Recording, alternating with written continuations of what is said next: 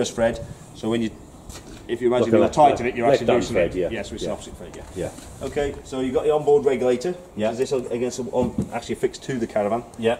So that will operate butane or propane. So Yeah. if you decide to change gases, the only thing you'd have to do is change the pigtail, because this is a propane pigtail. Yeah. But you're better off just sticking with propane anyway. You can use it all year round. Yeah. Yeah. Okay, you've also got your toilet chemicals in here. And you can carry 2 bottles, can you, if you want? Yes, to? yeah, that's what obviously they're designed to do. Yeah. Yeah. No point is there really when you're on site, because I presume they're selling. Yeah, I would expect so. Yeah, you can pick up colour anywhere. Yeah. Colour is so common. You can get garages, shops, you name it. Okay. Especially in Wales, there'll be lots of places that sell that, because obviously it's seasonal. They will have lots of gas around. Yeah. So you could have 2. You can guarantee you'll run out at 8 o'clock in the evening. You've tried to cook dinner or something like that, and you've run out of gas. Trying to go and bother the warden at 8 o'clock in the evening, probably not a good idea. Yeah. It's better. The only problem with it is you can't see a level one. That's the only thing with it. Yeah. Okay. Yeah. Fine. Right, down this side, obviously water connection. This is your pump, obviously connected into our Akerol. Okay. So if you decide to have a container like that, Yeah. which you have got, if you want a seasonal pitch, you might have a tap on the pitch. You can connect direct to that, or you can connect it into the Akerol. There's 2 different ones. You can get one that's into the Akerol, or one's direct into the caravan. Right. So there's two options there. I'd probably say, personally myself, I'd go for the Akerol one, as in if that sticks open, the water is just going to pour on the ground. If you're into that and it blows like a pipe, Ballcock system, isn't there? Exactly. Yeah. If that overfills, it just fills onto the pitch.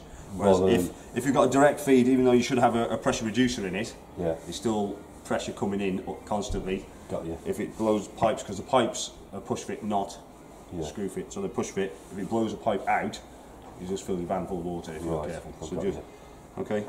But you've also got on this, you have got an onboard tank, but if you're going direct feed, you won't need to worry about that. There's no point in using your onboard tank if you've got a direct feed in. Right. Okay. So, but if you did decide to use that, the onboard tank is filled using this pump connected into that, and there's a tank fill button on the control panel, and that opening there is just to fill the onboard tank. So if you're going to, that's if you're moving around, I suppose, and you go on site without. Yeah, or it's winter time, you don't want the pipes freezing outside, so you can fill it up during the day. Disconnect all the pipes. You've got an onboard water source that's not going to freeze because it's insulated inside. Right. Yeah. Got you. Good. Down here, I've got wastewater outlet. You've got a waste master. Again, if you're on a seasonal pitch as well, you may have drainage. So you might be able to put a pipe direct. Grey drainage, they call it? Yeah, grey waste. Yeah, grey waste. So they come from your sinks in your bathroom and in your kitchen. Right. So they come all to that point. Okay. So you can drain direct into a drain if you've got one. Yep. Okay, toilet. So the top here is your reservoir for your system. So it's just a container. So around about, I don't know, 10 litres of water, something like that. Yeah. With a pink chemical. So the 2 chemicals you've got, one is pink, one is blue. Pink in the top. Yeah. So you just need a small amount to top it with water. Yeah. Blues in the loop. So your waste container, which is this. To release it, just lift that and pull it out. Okay. If it's not coming out easy, the likelihood is you've left the waste gate open. Yeah. So go in, just push it in, go inside, make sure that's closed. Then you should be able to release it like that. Yeah. It's got a nice handle and wheels. Yeah. So you can cart it to... Yeah, it's easier to go and empty. Before you use it though, you always put blue chemical in here. Yeah. And then just about a small amount of water, about a pint of water. That's there, ready to break down the nasty stuff. Yeah, yeah. And then when you go empty it, you'll see, I'm not sure more than this if they've got an indoor or an outdoor one. Some places have an outdoor one, some have an undercover one. And usually it's a big white funnel, big hole in the middle of the brick wall around it. Don't put the cap on the brick wall, because if you go to empty it and knock it down the hole, you're not going to be sticking your fingers down there. Oh no. So put it on the floor behind you. Down. Yeah, put it on the floor behind you and start fishing down there. Yeah. Likelihood it's probably going to block the pipes up anyway. Got okay. You can access via there as well for cleaning. Yeah. But obviously just be careful. There's a little float in here that is an indicator when this is full. It indicates on the toilet inside. Okay. If you go and knock that off by vigorously cleaning it, yeah, that might end up down the emptying point as well. Got you. Okay. Yeah. This is important for winter time. This is your drain pipe for this. Yeah. So for your flush tank, what you can do is drain it down and flush it into your waste tank, whatever's left in here, and just drain the last little bit through that. If you try and drain everything through that, you'll be there for ages. Right. Okay. So just drain the other benefit of using your flush pump to flush it into there is it's getting water out of that pump as well. So, yeah, it's flushing, there's nothing coming out here, so there's no water being held in your pump. So do you actually, the water and the mixture stuff goes in, in there? Yeah. That's it. Okay. So it's just blue chemical, so pink in the top, blue in the loop, if you remember that way. Yeah. So the pink chemical there is just obviously one to make it smell nice when you're flushing it, and it helps to clean the bowl as well. Yeah. Okay, obviously it's not too much around the back end, but it's interesting. You've got storage, obviously under your bed. Yeah. Just be careful, you see these here, you see these vents? Yeah. That's a gas drop vent. If you did have a gas leak, it always goes to the lowest point, it will obviously drop out there and disperse the leak, unless you've blocked it. Yeah. Oh, yeah. So make sure you don't cover them. Okay. There's one or two dotted around the van. Okay. Your spare wheels also under you as well. Yeah. Okay. Yeah. But then again, you might end up taking that out if you're sitting there seasonal. You want that extra storage. Yeah. You probably end up taking that out. Right. Okay.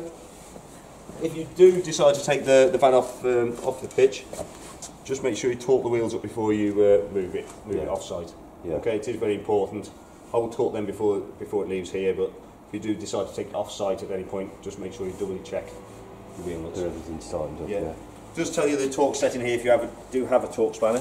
Yeah. Just say this. It's also got the steel setting, but the alloy is the main one you want. Yeah. Which is 130 newton meters, and also tyre pressure. So again, just keep an eye on that. Obviously, sitting there, tyres can still go down. If it's sitting there over a period of time. Yeah. 240 outlet, gas barbecue outlet.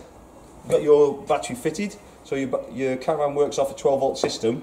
Even though we've got electric fitted, the electric obviously supplies the 12-volt systems that operate the different things like igniters, fan or the circulation pump and things like that.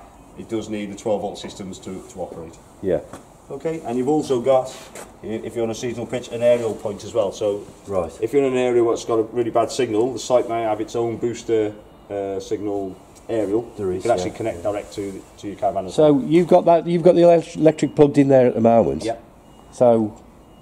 So you can have, that's a 240 outlet, so you can put something in, if you've got an awning. Oh, I see, that's for something if you're... I've got you. So, but that's where you normally plug it in. So that's where you normally plug it in. That will normally be... And that'll go through that groove. And locked up. Right, got you. I've just got that for ease of... No, that's fine, that's fine. And like you said, that's another gas outlet. So that's your barbecue. Okay, so it's a barbecue outlet, which is obviously drawing gas from your from the bottle, Right, if you'd like to go inside. Brilliant. I'll show you all the full thing inside. Just above my head as I'm coming in is the control panel. Yeah, so you need to switch the baffles, mate. That's what you need to switch it on when you come into your van. Yeah. So if you can see, obviously everything's lit up at the moment. The control panel is actually switched on. I can just press any button at the moment just to light it up, just to show what we've got. So that's your main 12-volt systems on and off. Power switch. Okay. So when we're on site, we're not going to need that, are we? Yes. You still need to. Yeah. You still need. This is still switch. This is switching your 12-volt systems on. Yeah. As I said, the van runs on 12-volt systems. Even though you got 240 plugged in, it still runs on. Yeah. Your igniter for your cooker is 12-volt. Oh, okay. The igniter for your fridge, if you run on gas, is 12-volt. The system that circulates, so it's all 12-volt, but it's fed from the charger from 240, so that tops it up as such. Yeah.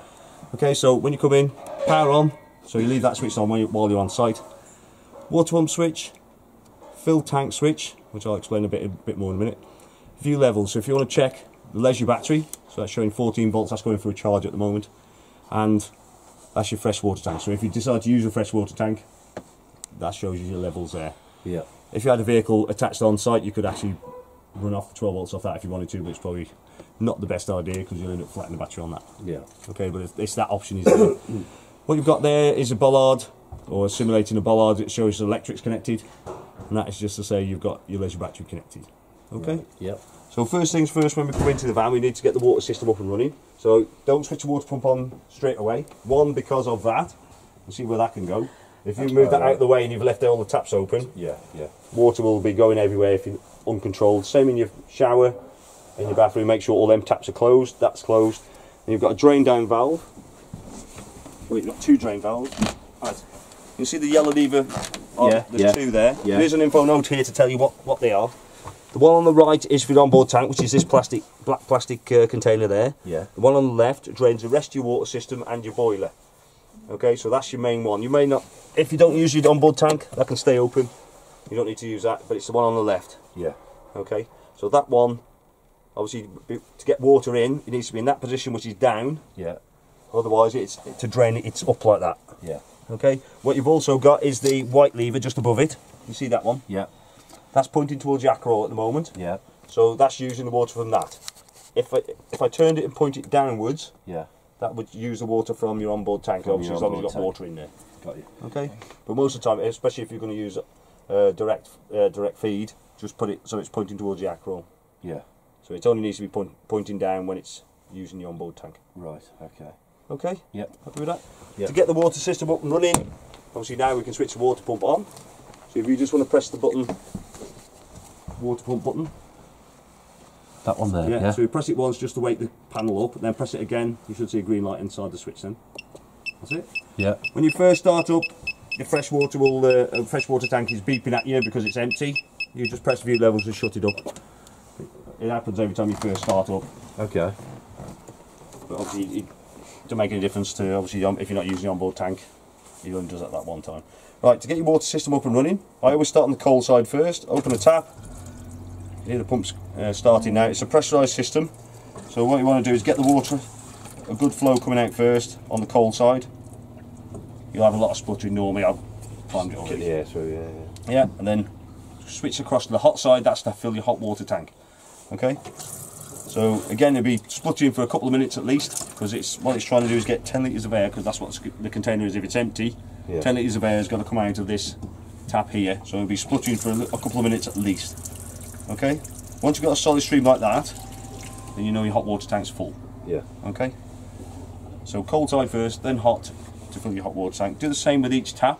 Get all the air out. After, if you can hear the pump was continuing running a little bit longer, you want that to go off within a couple of seconds. Yeah. If there's air in the system, it will take that bit longer just to switch off. Okay. Yeah. Happy with that? No, that's fine. Yeah. Good. So once you've In done, your opinion, do you think that needs to? I mean, we're going to be visiting it most weekends, but not every weekends. But basically, would that be left and just closed down at the end of the year, or? Personally, myself, well, I tour with my caravan and I empty it every time. When I leave inside, I empty it every time. Yeah. Because any water that's sitting in that tank could end up being stagnant. It depends on. It's probably best to flush it out. So you'd be better like if you stop there the weekend, when you're leaving on the Sunday, just flush everything out, and then when you get back, I mean, it's not much of a procedure. No, it isn't. To drain it, all it is open the yellow tap up, open all the taps to centre, and it'll drain out. And it'll, yeah, fair enough. Yeah. Okay. Yeah. Next thing is your water heating and your room heating, which is this control panel over here. Yeah. See that? So this controls your central heating. Yeah. If you're aware of that, which is the heating source, and it also, so it's one unit does both. So it heats the water and it heats the circulation fluid, similar to a boiler you may have at home. Yeah. So what we've got on the main screen, well, that's the on-off button. Yeah. Green light inside it, that says it's operating okay. Yeah. Circulation pump, so that's your heating being circulated around your van. Yeah. Plug there, that means to say that you've got 240 connected, not operating on electric, but it's there available. Yeah. And that is to say what the room temperature is. If I press the menu button, it comes up with the next screen. So you just got your temperature range, up or down, plus or minus on the temperature. So that's your thermostat set. Okay. You can have a look there now. So if I bring it should go off any second now because it's right close to that. So what I've done is I've brought the temperature for the thermostat down to 17 degrees now. Got you. The pump has gone off because it realises that it's below the temperature that the room is. Yeah. So until the temperature of the room drops below that. Yeah. Just like your thermostat. Yeah, exactly. Okay. Keeps you so if you don't want the heating going, just make sure that temperature is below the room temperature. Yeah. If you want it to operate, just bring it above.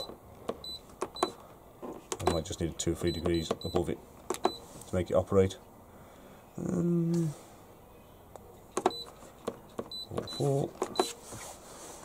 It'll come up in a second.